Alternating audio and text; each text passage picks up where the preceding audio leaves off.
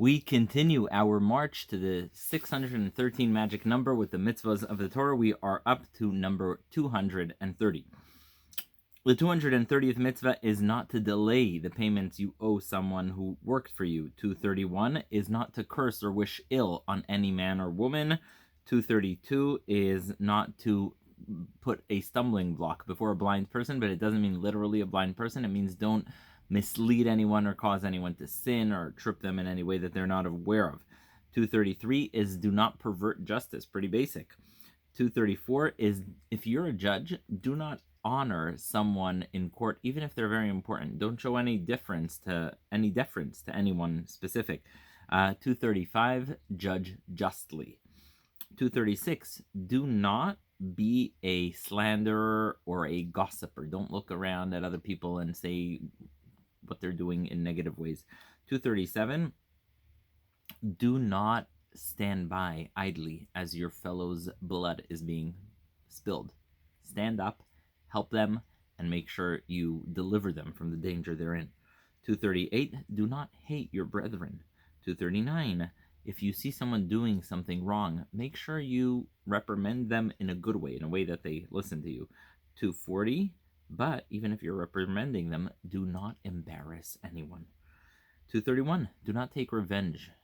241, do not take revenge. 242, do not bear a grudge.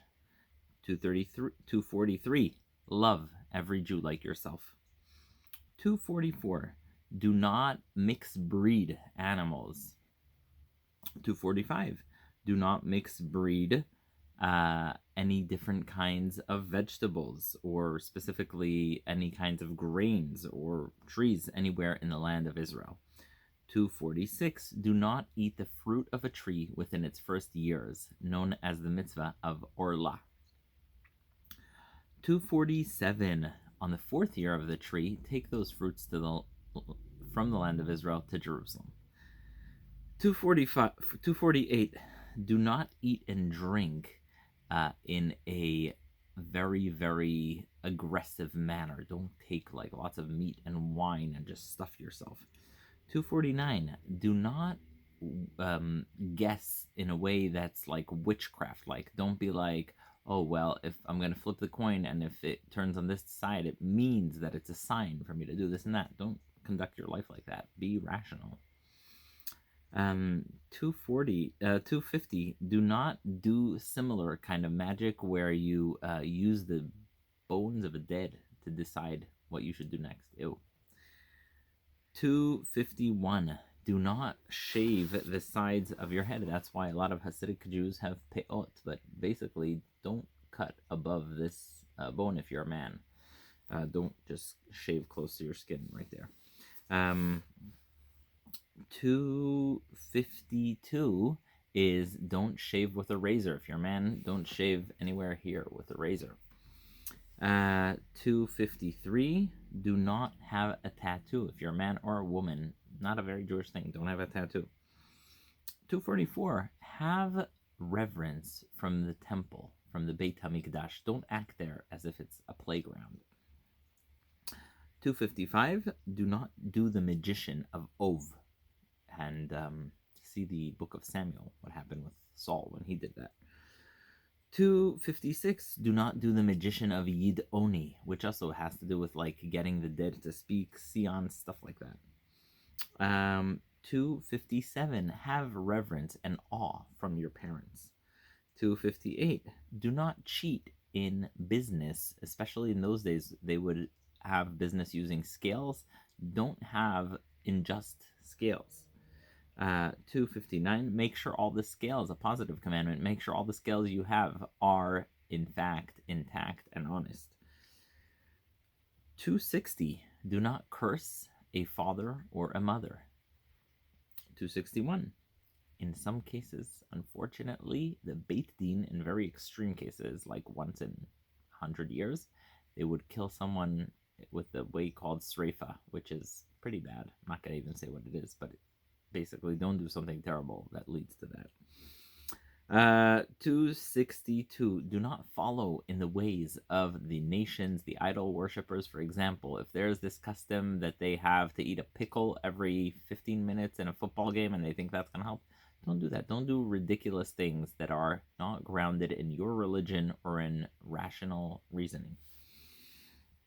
263. If you are a regular Kohen, do not become impure unless it's like an immediate relative. But you can't go to a funeral, you can't go to the cemetery. You're a Kohen. You have privileges, and privileges come with that, with some obligations. 244. If you are a Kohen and one of your immediate relatives dies, heaven forbid, a father, a mother, a brother, a sister, a child, then you are allowed to become impure, and in fact you are obligated. And from here we learn also the mitzvah of any Jew who has a relative that dies to mourn for them in a proper way. 265. If someone is a Kohen and to become pure they need two things. One, to go to the mikvah, immerse themselves in the pure water, and two, they need to wait until sundown. Don't do anything until after sundown. Don't go to serve in the temple before you're fully pure. 266. A Kohen must marry a woman who was not with other people. He can't marry a woman who is around with other people.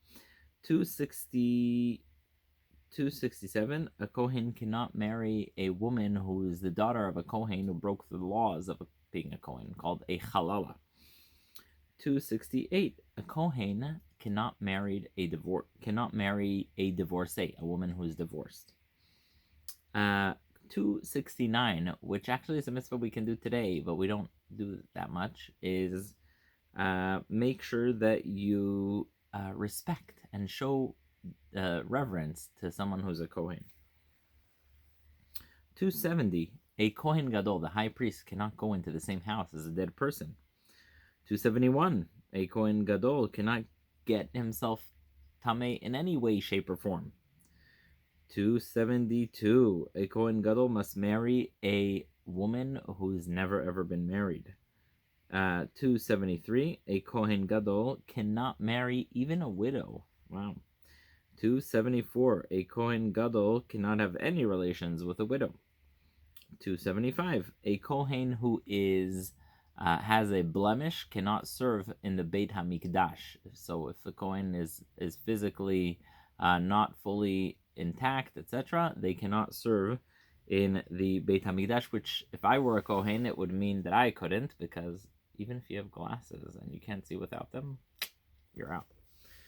276. A Kohen, even when he has a temporary injury, cannot serve in the Beit HaMikdash. He has to wait till he's fully intact. 277.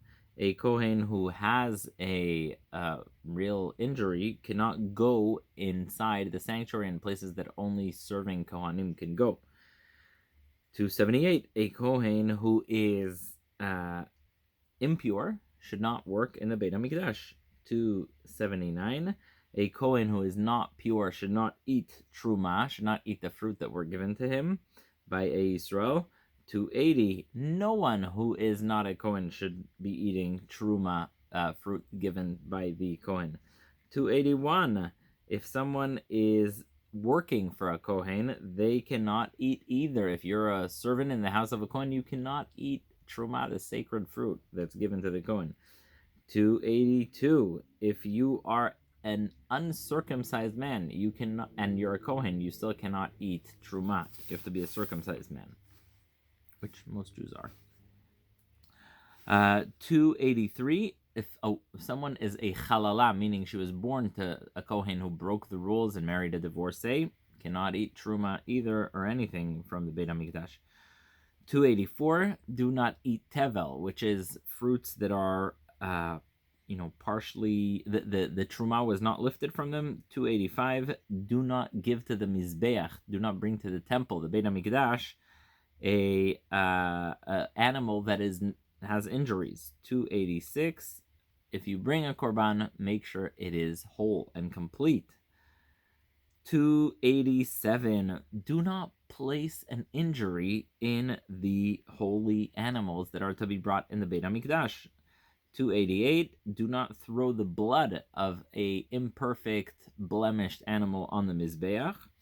289, do not slaughter an animal that has a blemish for the as a korban. Remember a famous story with Kamsa and Bar Kamsa, how he cut the lip of the korban the Roman emperor sent. 290, do not bring up the fats or the parts of the body that are usually brought to the Mizbeach from the animal that has a blemish in it. 290, that is 290. 291, do not castrate any kind of creature. 292, do not bring a korban that has a blemish if a non-Jew brings it. If a non-Jew brings a korban, that's fine, but you can't bring it if it has a blemish. 293, if a korban is 8 days and up, you can bring it, but you can't bring a baby that was just born as a korban. Ew, that's very, very mean. So you have to wait until the 8th day and on. And similarly, 294, do not slaughter an animal and its child on the same day. 295, do not do anything that will desecrate the name of God, Achilul Hashem. 296, do things that are a Kiddush Hashem, sanctify the name of God. 297, rest on the first day of Passover, don't do work, of course. 298, do not do any work on the first day of Pesach. 299, bring a korban musaf, an added korban on all 7 days of Pesach. And 300, rest on the 7th day of Pesach. We will continue from mitzvah 300 on our next video. Thank you so much for listening. Stay tuned.